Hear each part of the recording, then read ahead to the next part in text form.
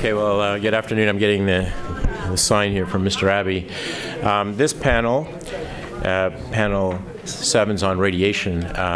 Before introducing Graham, I just wanted to I don't think General Bolden's here, but I wanted to thank him for a really forthright and heartfelt talk, and for his service not only to NASA but to our country. And I had the good fortune of being in the very early meetings, the first meetings with respect to ISMS with Mr. Abbey and Dr. Alford, and before Charlie was the NASA administrator, he would join us, and he's been a great champion of this summit. And so, on behalf of all of us, I thank him for that. Now, I had the great honor, actually, of introducing Graham Scott, and folks have heard him talk yesterday about some of his omics work. And Graham is a former military pilot with the New Zealand Air Force, and he has a doctorate in physical chemistry and did his postdoc work with Rob Curl here at Nobel laureate here at Rice, and then worked with Richard Gibbs on the Genome Project at Baylor College of Medicine before going off to industry for about 10 years. We were fortunate enough to recruit him to become the Associate Director and Chief Scientist of the National Space Biomedical Research Institute. And there were really three things that we were looking for. First of all, we wanted to position NSBRI to move into 21st century medicine and omics area. And certainly Graham qualifies for that.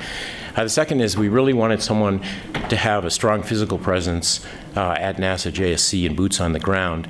And Graham really has done a great job in that. And then thirdly, because the focus of NSBRI is on deliverables, to help partner as a partner with NASA to spend down risk, we wanted somebody who is a bit of an enforcer, and I know our Russian colleagues and Canadian colleagues will know that term from hockey. So when a principal investigator was not quite performing well enough, we wanted somebody who really could stand up to them. And Graham said that he had been a bouncer in college, and so that satisfied the third criteria, so we hired him. So now I hand it over to you, Graham, to moderate this panel. Thanks, Jeff. That's it's hard to trump that. Oh boy. So space radiation, the number one risk to human health beyond low Earth orbit. It's a so-called red risk on the human research roadmap. I think I'm right in this calculation. And General Stafford was here earlier, but I think he may be the only human being we have at this meeting who's been outside the Earth's magnetosphere. And in fact, the longest time anyone's been outside the Earth's magnetosphere, it was on Apollo 17, and that was for 12 days, three people. So we don't actually know a lot about the biological effects of space radiation. NASA categorizes the health effects into four buckets, if you will. There's the cancer risk. And the way this is looked at is currently there's a permissible exposure limit such that any crew member cannot accrue more than an increased risk of 3%. Above what a person here on Earth would accrue just from their daily life. So that's the cancer risk. There's also a central nervous system risk. Recently, we've begun to learn that radiation can affect, for example, the quiescent neural stem cells in the hippocampus. So this is a potential risk that could impact performance of crew members.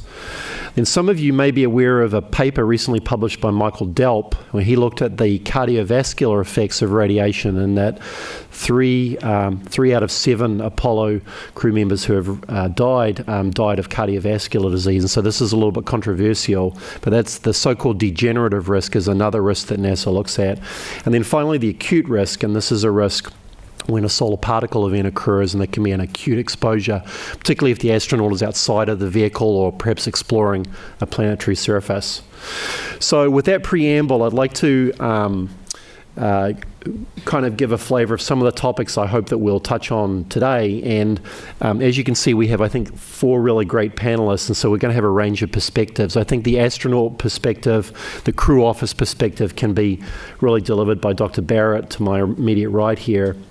And then the scientist perspective, I'm hoping that Dr. Sue Bloomfield will be able to talk a little bit about the kinds of experiments that we need to continue to fund and to execute in order to really drive at this red risk. Dr. Jeff Jones, he's a former flight surgeon and clinician, and I'm hoping that he can provide some clinical perspectives and perspectives as a flight surgeon.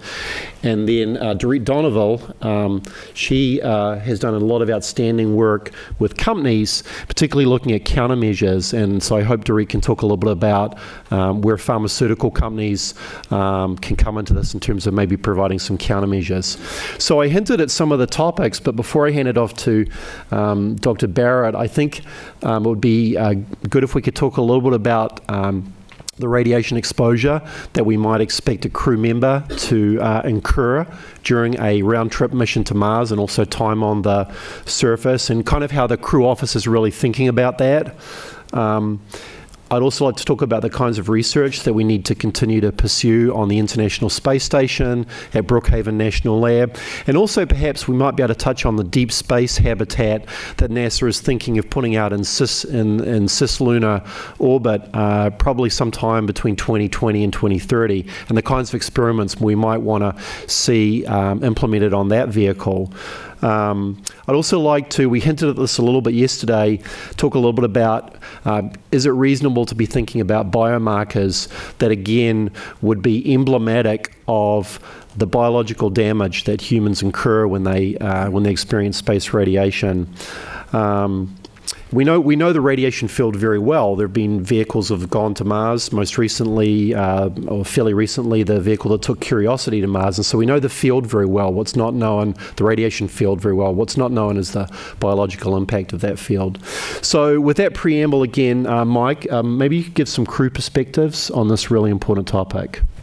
Sure, and I'll start off by saying that the crew perspectives are not 100% aligned. There are certainly, there's a bandwidth where there's a little bit more or less conservatism within the crew office, and if anything, that's probably expanded a little bit over the years. I think a lot of that has to do with the, I'll call it the fluffiness of how we look at the risk because of the uncertainties that Graham talked about. I was asked to brief the chief of the astronaut office about in 2004 about the radiation problem. I had to get very fundamental, and I started out by saying radiation is bad and there's a lot of it. And that was about the limit of the understanding. And from there, we went on to say what we're going to do to mitigate it. From everyone's standpoint, though, I think our office sees it as a pervasive risk. It's part of the environment away from Earth. It's serious, it's damaging, and most likely the picture is going to get worse as we start to understand things beyond the fundamental risk that we gauge our numbers on, which is cancer, as we start to factor in oxidative damage to tissues and central nervous system hits to it. So we understand that it's just a fundamental factor of spaceflight, a really fundamental factor of life away from this protective bunker that we call Earth. However, I would say that probably more than any other risk, it's a risk that in and of itself holds us hostage in a way like no others do. Because there's so many uncertainties with it, and we're basing our numbers on models which change every time we change the model. We change a factor in a model, and then we change our limits, our allowable limits. And from the standpoint of an astronaut, this is a risk that affects our careers. It may affect the number of flights you have or the duration that you can fly in space. So when we see changes like that in the model, it has a very immediate impact on an operational decision, either to assign a crew member or to assign a crew member to a certain mission duration. And because it's gender-weighted, sex-weighted, right?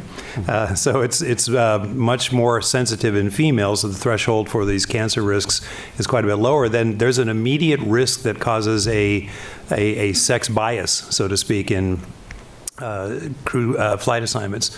And particularly as we're talking about exploration, getting away from low Earth orbit, highly visible, low flight rate exploration missions, the idea of having a sex bias like that is a very sensitive one, as you might gather.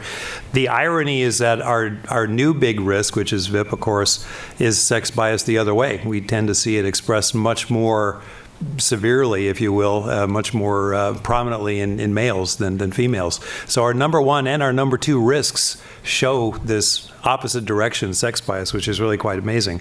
From a risk standpoint, though, it's like, to the crew office, it's like beating a marshmallow, meaning we're trying to assess a risk, and when we ask about, we're looking for an answer that's commensurate with the risk on a piece of hardware failing, and there's typically a good answer of how you decide the piece of hardware has failed. We don't have that for radiation. And so to us, it makes it a very squishy risk with very real numbers that translate to very real decisions. There's long lead times in the number one issue that we're worried about, which is excess mortality of cancer.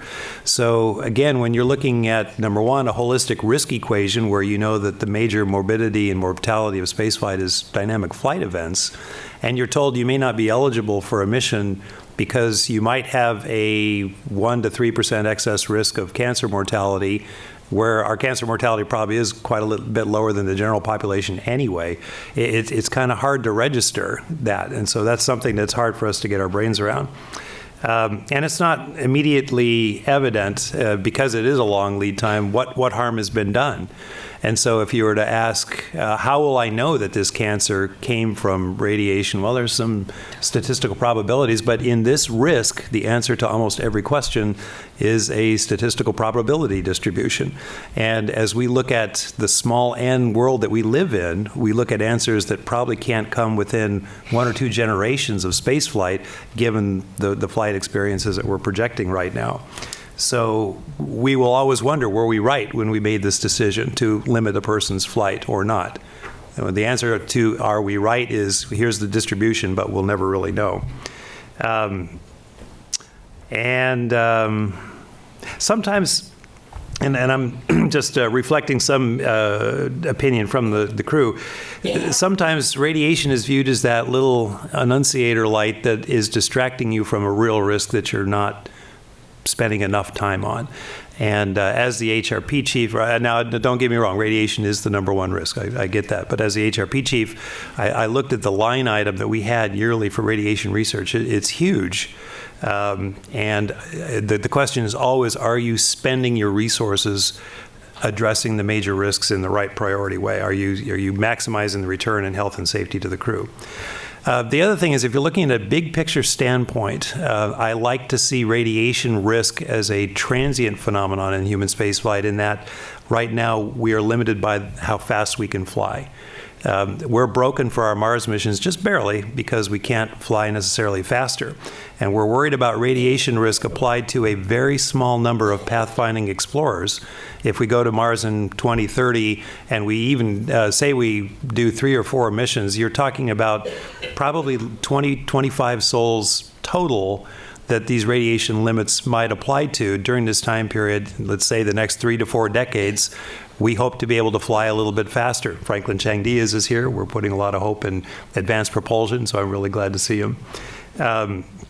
So as we look at solutions as we go forward, again, we see ourselves not orders of magnitude broken. We mentioned this yesterday, not even factors, numerical factors broken. We're maybe our 3% excess cancer mortality limit might be raised to a 6% excess mortality limit for, I think we're talking maybe the 900-day conjunction class mission.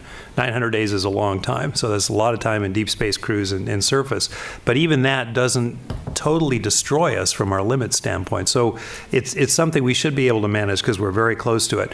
And we have many knobs to turn, one of which is to fly faster.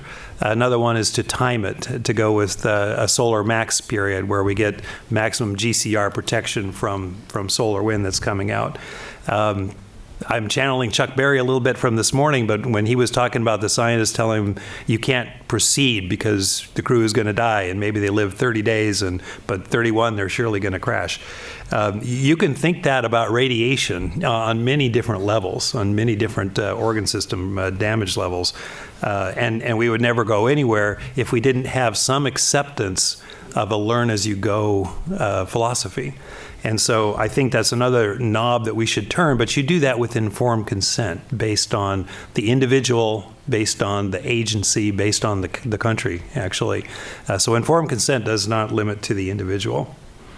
So I think I'll stop there with the crew perspective, but I think a lot of us are very interested in proceeding and looking at what the first flights really tell us. And again, we should have 20 years of research between now and our first flights to Mars as well. Thanks, Dr. Barrett. A couple of quick follow-ups, if I can. So you mentioned the PALs, and the limit might get raised to 6%. So is it also true that if you flew older crew, for example, you might have a better chance of keeping people within whatever the PAL is? Or if you flew crew members that have never flown before, and again, maybe we don't want to do that for other reasons, but I've heard these kind of options thrown out. And then secondly, was there any reaction in the crew office to the DELP paper? You talked a little bit about cancer, but what about this recent finding or preliminary finding that maybe cardiovascular damage is occurring? So maybe could you quickly follow up on those couple of topics? Sure. I'll answer the first one, or the second one first. The DELP paper, excuse me, we actually came out very quickly with talking points from Health and Medical, and it's, as you know, it's not the most robust paper. So we actually didn't really pay that much attention to it. So really a non-issue for us. I don't want to steal too much of Dr. Jones's thunder. I'll just bring up the point that we do have permissible exposure limits for various harmful exposures, one of which is radiation. And we also have permissible outcome limits.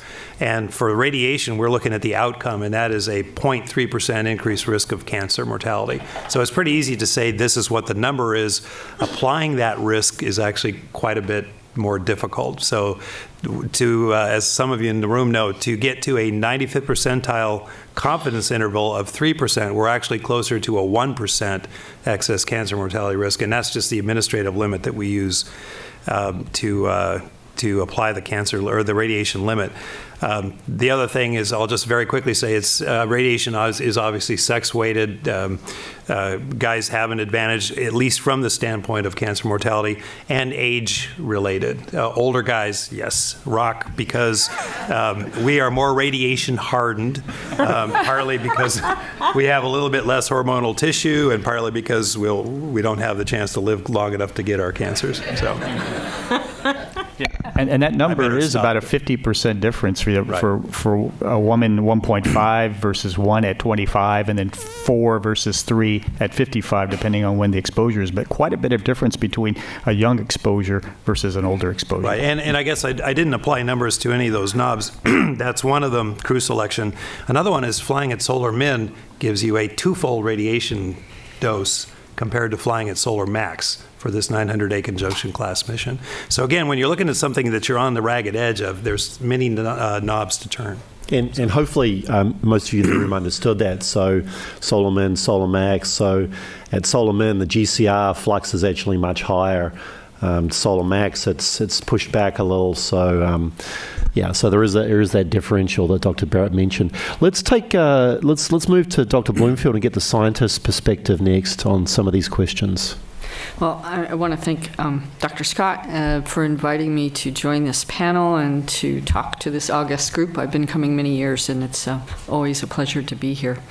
I also want to clarify that I am not a radiation biologist by training.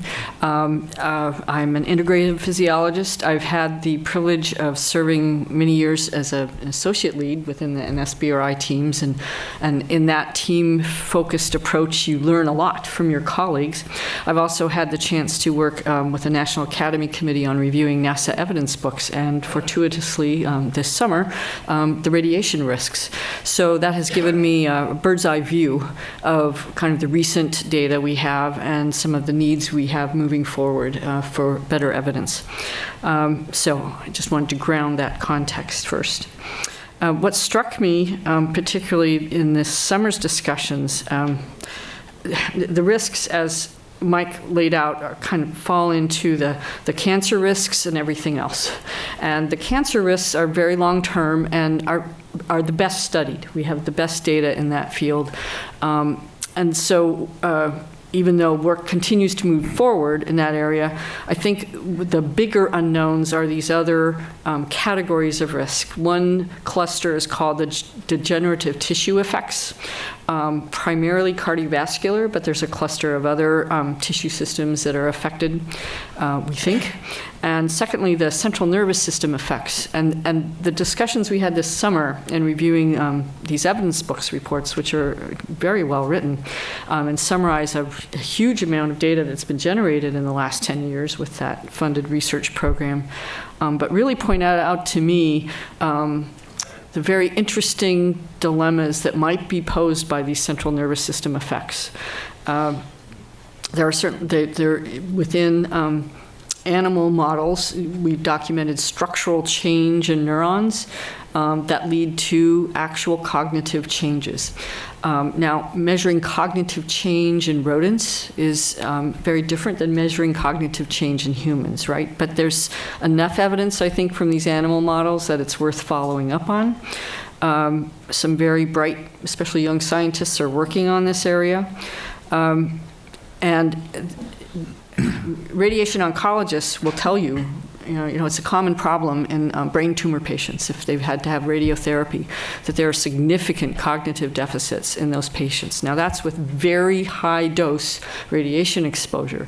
What we don't know is, will the very low fluence exposure, say, to galactic cosmic radiation, but to very high energy particles, come anywhere near mimicking those cognitive defects we see in oncology patients. So there's a lot of unknowns out there in the central nervous system effects. So I see that as one area that certainly deserves a lot more attention. Some of the challenges to this research area and where we need more work lie in some of the inherent limitations in this area. Thus far, the vast majority of our data on biological impact of radiation derives from experiments done with one acute exposure, or at best, maybe 3 fractionated exposures. I mean, you might deliver 0.5 gray in one dose to one group, and another group receives 1/3 of that dose, on 3 or 4 separate occasions, which better mimics the more chronic effects. It's very difficult and it's very rare to have data from any chronic exposure to radiation. Now, clearly, ethically, we can't do these experiments in humans, so these data derive from animal experiments or even cell culture work. I know of only one dedicated facility in the country, maybe someone else can correct me if there are others, that actually is built to study continuous radiation exposure, and that's on the campus of Colorado State University. Others of us, my lab included, have kind of jerry-rigged systems to expose rodents chronically to very low dose radiation. I'm a bone biologist, and we're currently looking at the impact on bone of a continuous exposure to gamma radiation using the old X-ray room in our animal facility, right? And with the help of the radiation biologist John Ford on our team, he set up this radiation field around a mouse rack, and we're exposing animals for anywhere from 28 to 70 days to very low dose rate gamma radiation. So that'll help give us some more clues, but of course, the counterpoint to that is it's not the high energy particles that you see in galactic cosmic radiation. But we don't have that alternative currently. As wonderful as our facility is, NASA's Space Radiation Lab at Brookhaven, you simply cannot dominate, you cannot lock up that beam time for even a week, right? When they have their runs, they are coordinating dozens, if not several hundred experiments at a time within a several week period. So, and the beam time is very expensive. So that's one inherent practical challenge to moving us forward in this area. Secondly, the preponderance of our animal evidence is from mice and rats. That's the advantage is, of course, it's low cost, it's high throughput, you can get answers fairly quickly. The the deficits are that some tissue systems don't transfer as readily, right, from rodents to humans. We learn a lot from it. It's essential work to do to move us forward. But there are some areas, and I'll refer back again to these CNS effects. A discussion this summer was clear that in this area, you need non-human primate data to understand what the impact is going to be on the human brain. We get some important clues from the rodent research, but we need the non-human primate studies. And lastly, we are just starting to tap into how does radiation exposure interact with the other key elements of the space environment. The most obvious one to ask is, well, how does it interact with the microgravity effect? You can kind of simulate that in rodents with what's called a hind limb suspension model, where the hind limbs are non-weight bearing, so you can study the impact in muscle and bone, say, in the hind limbs. And my lab and Ruth Globus labs and others are pursuing that. But there are other issues. There's nutritional impact. There's the high CO2 environment. So how radiation modifies the response to those other factors is another area. And lastly, if we talk about countermeasures, as always, the science group wants to first define the mechanisms, right, behind the impact of radiation on any tissue system. Until you know the mechanism, it's really hard to be strategic with your countermeasures. In the case of radiation, we know the primary player and the classical focus in radiation biology has been DNA damage, right, and the repair mechanisms, and how that might lead us more susceptible to, many decades later, an increased risk of certain cancers. But there's growing evidence that chronic inflammation and oxidative damage to tissues might be another important mechanism. And if we can pinpoint that as a mechanism, well, we do have some countermeasures that are effective against oxidative damage.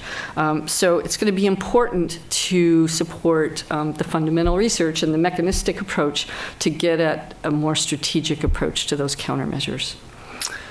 So I'll leave it there and turn it over to... So thanks, Dr. Bloomfield. I got a really quick follow-up for you. So your point about the only being able to irradiate mice and rats typically is really well taken. Just some people may not know this in the audience, but NSBRI was able to recently work with BNL to have rabbits irradiated. So they're not primates, obviously, but we're moving up a little bit in animal size. So New Zealand white rabbits were irradiated just in the last few months. That's work Dr. Marianne Burma has done. And then can you briefly mention, are you aware that BNL has changed the beam? Can you talk just very briefly about the beam changes? Sure.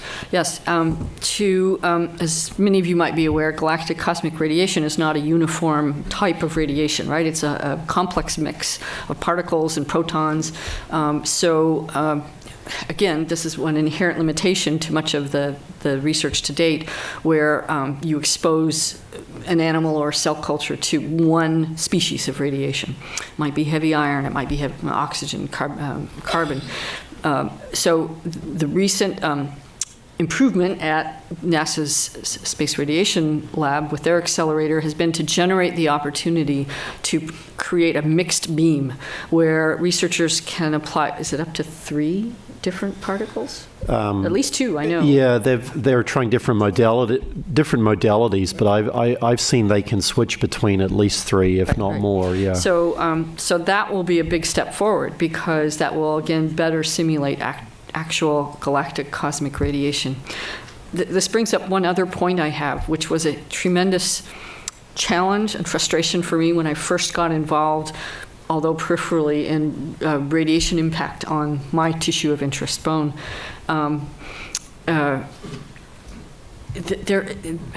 There's a huge lack of uniform approaches among different investigators in terms of doses chosen, although NASA has now said, well, no, you have to be under, I think, 0.5 gray at the various highest for us to fund you. You have to be at space relevant doses. So you have to choose a dose, you have to choose a dose rate, you have to choose the time after exposure you're going to collect the tissues to study. There are a huge number of variables that go into this, and any effort at coming up with some semi-standardized approach to this would be a big step forward as well. It's a complex area, very important area, but with a lot of challenges. Yeah, thank you. So let's turn now to my colleague, Dr. Dorit Donoval. She's very knowledgeable in the area of countermeasures because she's actually been working with a number of companies that are developing countermeasures. And so I think this is a really hot topic, Dorit, so I'll turn it over to you. Thanks, Graham. So my approach in how I help NASA reduce risk is to try and identify partners that have deeper pockets. And generally, trying to reach out to industry has been difficult because traditionally, space problems have not been things that they align with because the space market, unless you're building rockets, is fairly small, at least for medical care. The astronaut class is not sufficiently large enough demographic for them to solve problems for. So our approach at NSBRI has been to really find what I call the Earth market versus the space market and try to align those two. So there is an Earth market in the space arena. While it's not perfect, the Earth market really are patients who are receiving not only treatments for cancer, but also patients who have been exposed to a lot of CT scans, chest x-rays, etc.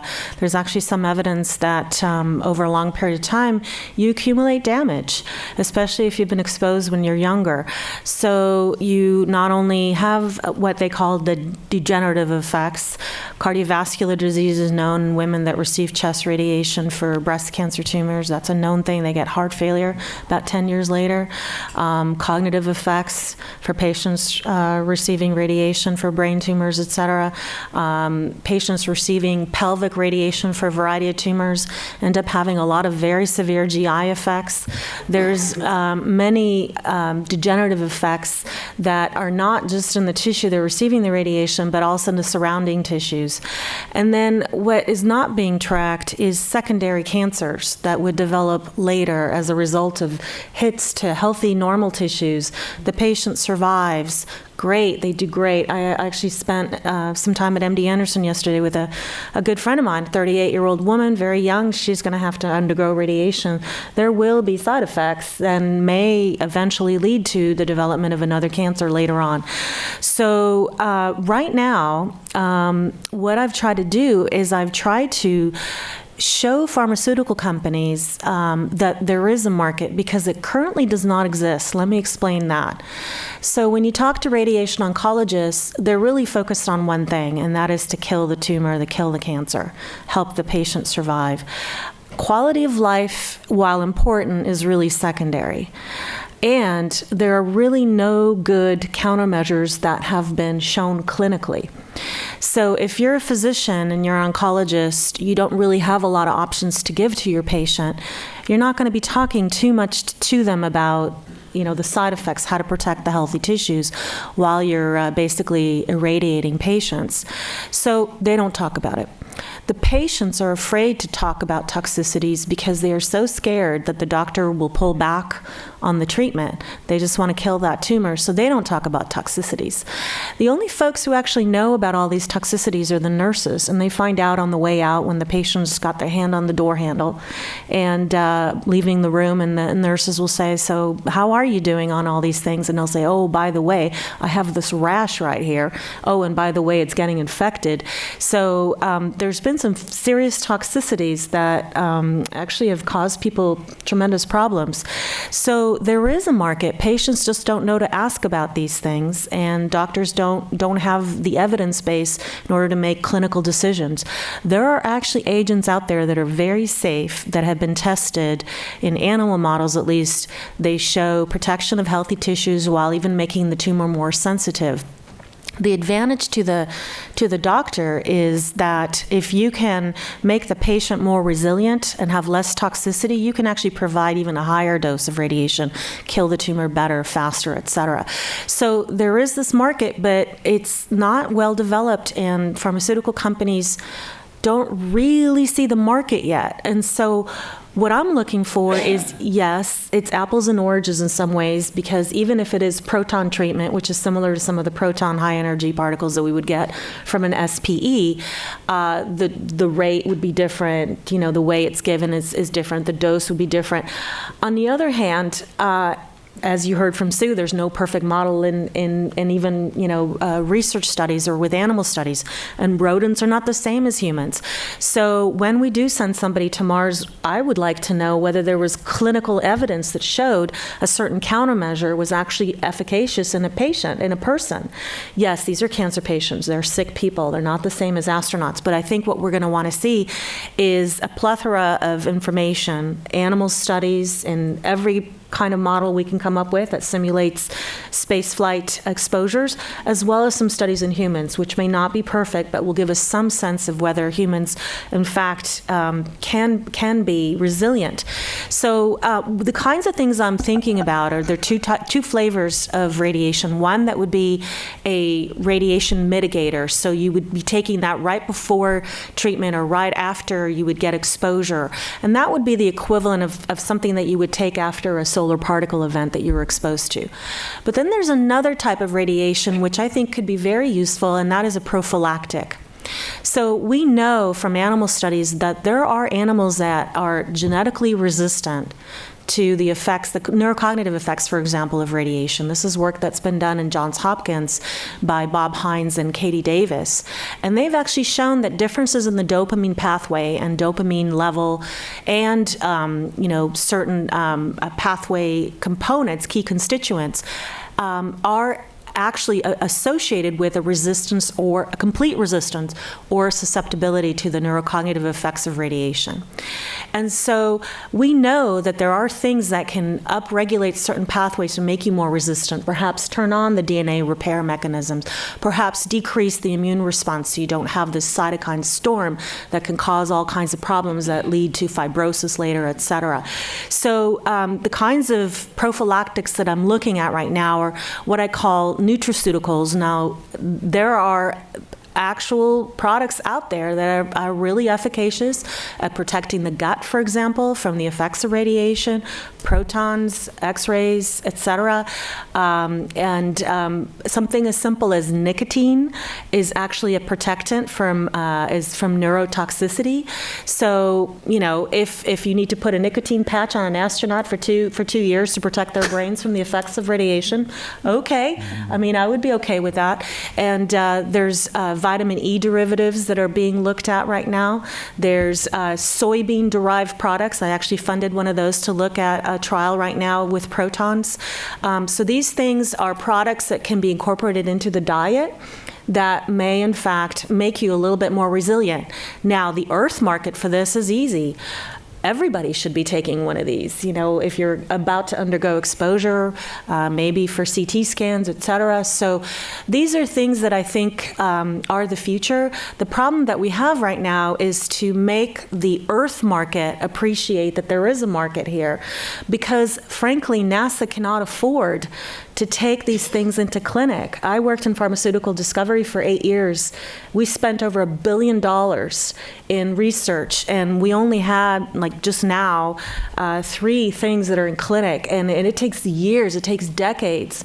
And so in order to show efficacy in terms of protecting humans against radiation, we've got to find the commercial partners to help us do the work.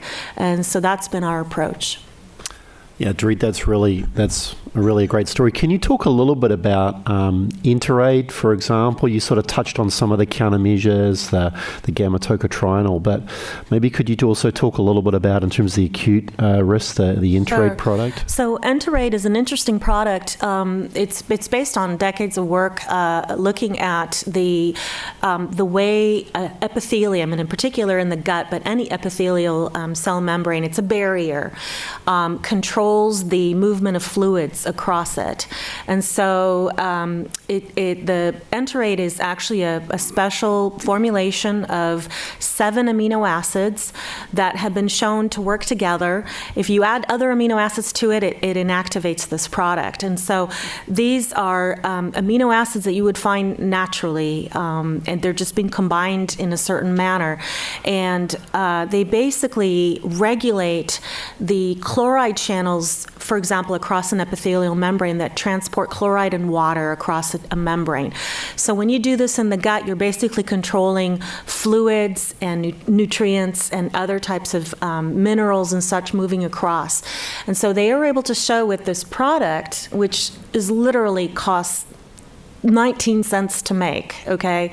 And you can make it in a powder or you can have a drink, that if you take this while you're undergoing radiation, they've done it with animals. Actually, they just got a paper accepted in Nature.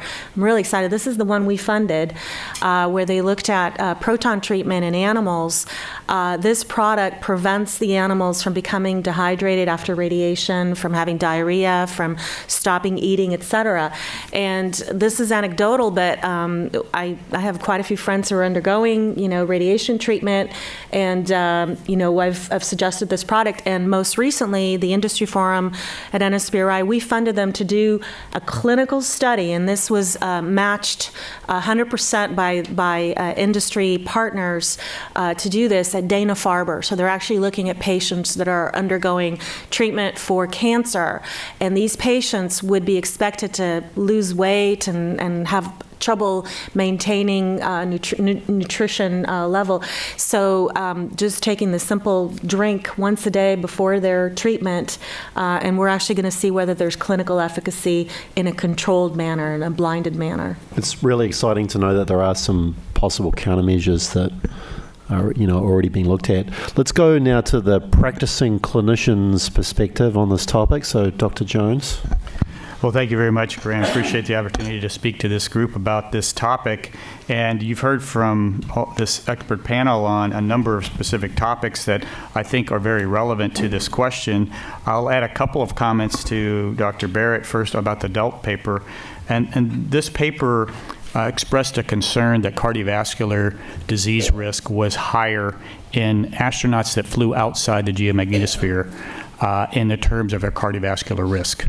This was an important, I would say, suggestion that this might be happening, but however, it was hard to back it up with the data. Now, certainly, acute radiation exposure, especially at high dose, can produce damages to the cardiovascular system. It does it both through macrovascular injury that produces atherosclerotic plaque and through microvessel injury that produces subsequent fibrosis and loss of microcirculation to tissues. There's no doubt about that. Same thing with CNS events. Dr. Bloomfield talked about potential damage to the CNS and induction of not only cognitive deficits and behavioral changes, but ultimately into dementia in laboratory animals. But again, acute high-dose exposure. Now, what the Delp paper said was that if you look at the rate of cardiovascular death in astronauts that went outside of low Earth orbit, it was 4 times higher than astronauts that were in LEO.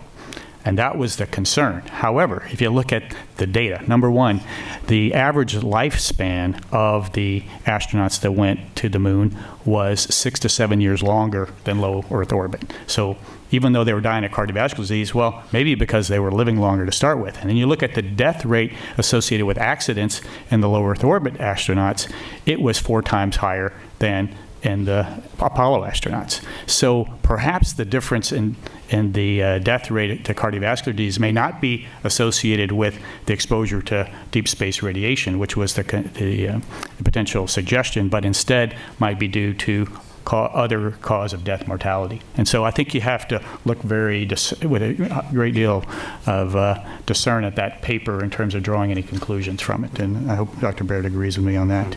But it's a legitimate concern and something we need to study.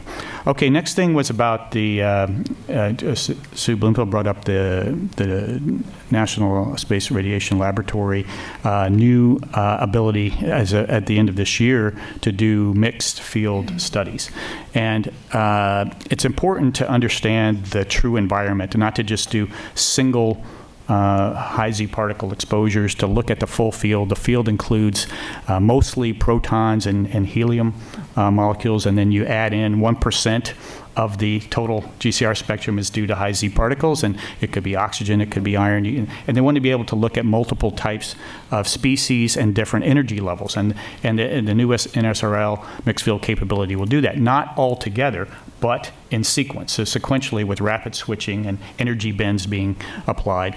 The other thing they're doing to help with the whole concept of interaction with GCR and the vehicle shielding is to simulate what the vehicle shielding would do to the incoming radiation. So it's very hard with the constraints of NSRL to actually simulate the environmental field. So it's a focal field that's simulating the interaction of the GCR with the shielding and the attenuation that occurs as a result of that shielding. The thing that you lack when doing that and doing the simulation is you lack the secondaries, and that's one of the most critical unknowns about the GCR is the interaction of the GCR with the vehicle that produces secondary particles like neutrons and pions, and we don't know what they do biologically, and they may have a quality factor of 20 relative to gamma radiation or X radiation. So that's an important concern that you don't get, but I think it's probably the best compromise considering the constraints that they have. Now we get to the issue of dosing, and the dosing concerns of what we have experienced and what we have charted to date in spaceflight exposure. We look at the current, the recent shuttle flights, the current ISS missions. So shuttle crew for an 8-day mission averaged about 6 millisieverts per mission. That would be compared to the Apollo crew that got approximately 11 to 12, depending on the length of it was an 8 or 10, 12-day mission. So that's relatively low magnitude compared to what the Skylab got, which was 178 millisieverts, or their average ISS crew member with a little better shielding on the vehicle and a little better operational use of that shielding, where they're averaging 160 to 170 millisieverts. So that's what we're up against currently in low Earth orbit. Now compare that to what you would expect to get in a Mars mission. And Dr. Barrett already mentioned and that's going to be somewhere between 600 and 1200 millisievert for the total mission, depending on if you fly at solar max versus solar min, right? So you're going to have quite a variability, up to 2 times the amount of dose, and about 200 to 300 of that's going to be on the surface. The rest is going to be in transit, where you have the least amount of shielding, the most likely to have exposures to GCR. And that's the big uncertainty that we're struggling with, and how best to study that.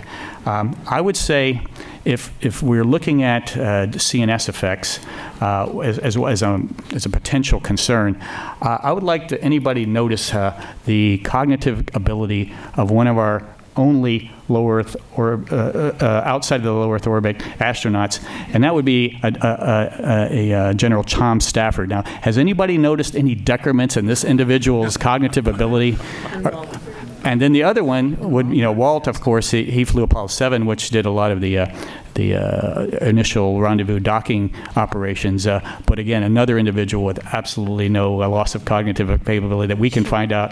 Short duration. Yeah, but they're both short. So the question, though, is how much does GCR contribute? And number one. Number two is, what about the effective dose? And so the dose limits and the difference in dose limits, at least the annual dose limit differences between a terrestrial worker, like somebody that's in the nuclear power industry, is 5 rem, 5 centisievert, versus what astronauts are allowed, which is 50 rem, so 10 times the amount. And then the career limit exposure allowances, and whether or not they're appropriate, and whether or not they're going to protect the crew member for the radiation effects that we're most worried about. And certainly there is an increased cancer mortality, and that's what we're basing this all on, cancer mortality. We talked about CNS, we talked about cardiovascular effects, but it's all, all the limits currently are based on excess cancer mortality. So what's the baseline cancer mortality risk for anybody that's living in an Earth population? Well, it's about 21 to 23%. That's the risk, the lifetime risk of dying of cancer. Now, if you increase that by 3%, then that, instead of 21, it's 24 to 26% excess or total cancer mortality. So is that delta large enough to drive our mission criteria? That's the question. Is that a reasonable risk delta to take for a mission like this when you compare it to the total risk that the mission has, which is loss of any of the vehicular system, propulsion system, electrical system, life support system, et cetera? What are those risks, and is this risk reasonable versus all those other risks? And I think we have to talk about what we discussed yesterday and say this is a risky business, and this may be a reasonable risk to take, at least for what we know. However, we should do everything we can to reduce the risk while we can and before we have to fly these missions. So I think what Dr. Donovan then subsequently talked about was potential countermeasures. Now, what are the countermeasures we have? Well, the first one is to get to Mars faster and get back faster, right? That's the first thing. Then can you do something with shielding while you're on the planetary surface to reduce the surface exposure? I think absolutely there's potential using regolith, using other potential means. Can we shield better during the transit phase? Well, I think active shielding has been looked at and is right now at least considered too high in energy and mass, a hit to do it during the transit phase. However, maybe we can use better materials so less of those secondaries are produced, less neutrons, less pions, et cetera. So we need to have a good material selection for our vehicle, at least where the crew is housed, and maybe using the water that's stored or the food just stored to help us with the shielding. Then the countermeasures are the third element, and I think we haven't done nearly enough work in the countermeasure field. I think that's one of the areas where we've been particularly weak in developing countermeasures for radiation, and we talked about how important this is for space flight, but it's very important here in the terrestrial world too. You have a lot of people that are getting daily exposures to diagnostic radiation, to nuclear factory workers, to radiation in those locations, to sailors in submarines and on carriers. So everybody that gets excess radiation exposure from their job would benefit from this kind of research. And then certainly those that have to do contingency operations that happened, like in the Fukushima nuclear accident or Chernobyl nuclear accident, they have to go in and try to help clean up these facilities and take care of the people that were injured. They could benefit from this. So there's a lot of terrestrial spin-off from this type of work that Dr. Donovan talked about. So I think it's a very important thing for us to continue to do. So Dr. Scott, we talked about, I think, some of the major topics that you brought up. Is there anything else that you've then subsequently come across in the course of this discussion that you think is important for us to highlight today? Yeah, so I'd like to, I'm conscious that time is limited. I'd like to get a few questions in from the audience, but yeah, go ahead, Dorit, sure. Actually, I want to speak to something that was brought up in terms of standardization for research, because this is something that other government agencies are also struggling with, like the NIH, like BARDA. So BARDA is, I forget what it stands for, but it's they're actually a program that's looking for countermeasures against threats, counterterrorism threats, and they're also interested in radiation protectants, although different kinds of radiation. Sure. And then there's NIAID, that's NIH Institute, that's also interested in radiation countermeasures.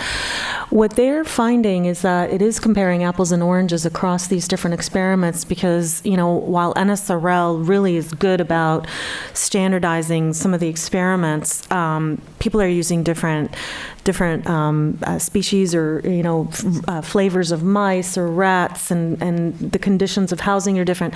So what these agencies are actually starting to do is standardize their conditions so that if you're funded by them, you must follow these rules, and they've even gone as far as to actually have a centralized place where all of the work is done and the animal models are essentially consistent. They've basically identified that. And NASA's got a lot of funded investigators in radiation, and so I know they're starting to do more animal tissue sharing with the radiation work, but yeah, and so tissue sharing is a little bit difficult because sometimes you want different time points, and so if you're doing tissue sharing, you're committed to one time point, and that may not be best for all the different tissues that you're interested in. But certainly standardization is something that other folks are doing now, so that may be something that the program can benefit from. And the other thing would be to have standardized biomarkers that we can use to understand radiation injury before we have to look at the induction of a cancer or a cardiovascular mortality event or some lifespan event. We need better biomarkers, and we need signatures for understanding radiation effects, both with single tests and potentially with, you talked about your astroomics, Dr. Scott, and I think that this is a place where this could play an exceptionally important role, is identifying a profile of radiation injury that we could use, and whether it's genomic, proteomic, transcriptomic, metabolomic, et Are cetera. you seeing anything in the clinic along those lines yet? Yeah, we're starting to see that, and I work at Baylor, Bert O'Malley Lab. Brian York and several others are starting to try to tease out what are the important, signatures that would be relevant and be specific markers for radiation injury that we could use and track and have a sensitive indicator that's much more sensitive than the markers that we currently have. Okay, let's open it up in the few minutes that we have. Do we have some questions? Can we have the microphone, Kevin? Thank you. Please. I should like to return again to the problem of interaction of humans and microflora and the role of radiation phone in these circumstances. There are two branches to my point of view. The first is the influence of the real microbial society, which is inside the organism of mammals or humans. We have performed several investigations with the rats and the primates, and our investigations revealed that, for example, intestine dysbacteriosis developed hardly and reached about the 3 or even 4 degree. It's a mostly acute degree. It is an overgrowth of pathogenic microflora, which is not compensated by the protective microflora. Mm-hmm. And it could very hardly compensate with the using of prebiotic and probiotics, which we readmitted. I think that's very important. In fact, we've had some similar studies both in rodents and other species where we've seen a shift in the microbial flora of the animals that were exposed to whole body radiation and a shift away from the normal, what we call beneficial bacteria, the synergistic bacteria, and more towards pathogenic species, and even some changes in virulence in specific pathogenic species. So I think what you're saying is very relevant, and not only that, I think development of countermeasures in this arena as well to make sure we have natural flora is an important thing. That's it. Yes. And speaking about this, I should like to say about the second branch. It's the peculiarities of the very microbial cultures subjected to radiation. Because just imagine the situation when there will be lunar bases, the expedition appears. Of course, some microbiota by uncontrolled or controlled way appears and remain. Afterward, the expedition reappears again. But this pattern of microflora we subjected to with hard radiation, and having been subjected to human, naturally subjected to human organism, it performed tremendous changes and maybe pathogenic, and this will be very acute situation which we should struggle with, or at least pre-see.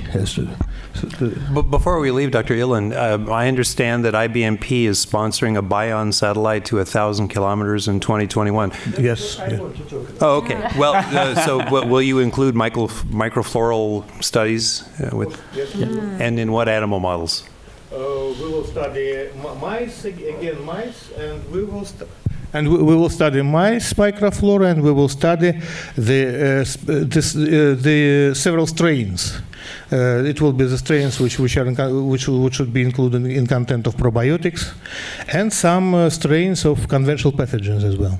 So we will store them in the inner volume of Bion, and besides, of course, we will do our traditional experiment meteorite, where we put the microbes on the outer surface, and some of them survived. Meanwhile, the strain which I told yesterday, this Bacillus pumilus, survived while passing the dense layers of atmosphere. So the stone boiled like rice porridge, and it survives the one strain per 100 strains which were in content of this piece of stone. Could you guys sing a duet, since you both have microphones from IBMP? Nice. It's very funny, yeah, right. I also have some two funny questions, maybe childish. First question, you are speaking about standardization. At the same time, you are saying that it's difficult to reproduce the real situation with radiation during the flight to Mars. And therefore, I want to ask, do you think that you're spending time in vain? It will be more productive to launch biosatellites, send their rats and mice, and they have the real doses, duration, and exposures. And that's not about standardization at all. That's about the reality if we want to be pragmatic. So I think that you're spending $1 billion for something which is not related actually to the space flight. That's the first childish question. Second childish question is even more childish. You want to prove once again that radiation is bad. I think we have too much evidence how bad it is in different conditions and for different doses and different exposures, different particles, and it's clear. Why are we losing time on this kind of research? I think it will be more productive to try different kind of shields and to use combination, if we want to speak about space radiation, combination of shield and the extent of protection. And without the shield, this is for nothing. You will have to analyze what kind of shield protect what and to what extent. And that will be really pragmatic research related to space. All the rest, this is about Earth. And this is so clear. And spending $1 billion, this is not the worst thing. The worst thing that we are spending time. And we are not answering the key question. And speaking about people, not about threats. People will not agree to fly until you give them real protection, real shield. So from that point, you have to rearrange the strategy, the methodology, and doing a combination of shield and factor. Two childish questions. 10 answers. And very funny. Yeah. I think one important thing, you raised a number of very good points. The shielding, I think, will always, against GCR, is always going to be an issue because it will always generate secondary particles. So I agree with Jeff that we really need to know more about the secondary particle effects and build experiments to ferret that out. But I agree with you. I mean, having samples come back from these short bion flights is great, and I can't wait to see the results published in the peer-reviewed literature because we all want to know what happens. That's incredibly valuable data, and you're right. Господин Гущин, надеюсь, что мы можем работать вместе, если вопрос на спутника Bion. We're going to be working together. Okay, may I pick up on this work together and then comment on other things? As far as I understand it, the radiation limits which you mentioned before, that's NASA's limits, right?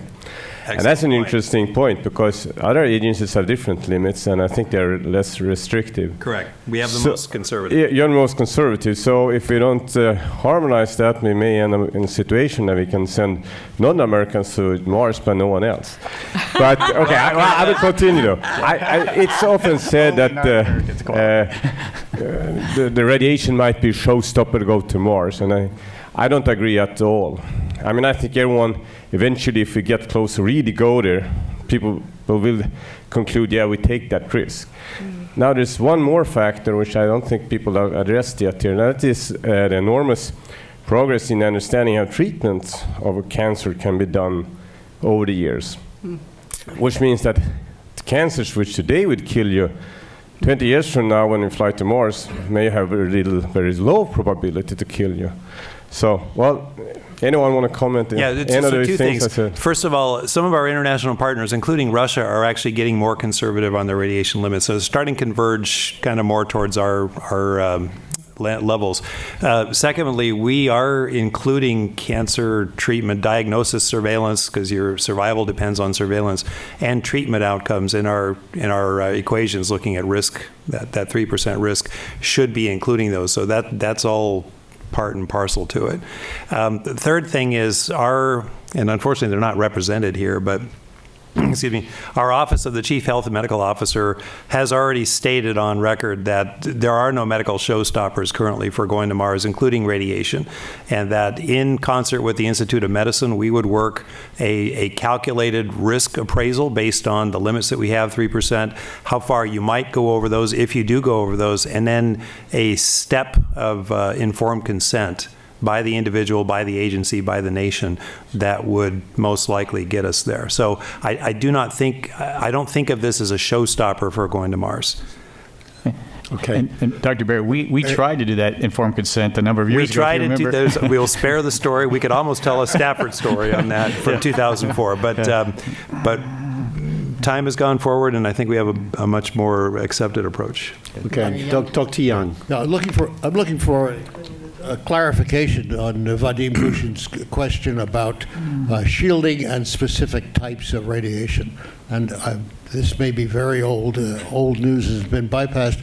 I thought that protection against high Z particles, high energy particles, ionized particles, was not practical because the secondary radiation from the shielding, the Bremsstrahlung, would have a higher RBE than the original single shot going through. And therefore, neutrons. we were saying, let's not That's the bother dilemma. trying to put water in the Unless you have a outer huge wall line. of water. Where does that stand? And that's who we were talking about. And there is attenuation even of high Z. Now remember, high Z is only 1% of the total GCR, so it's mostly protons and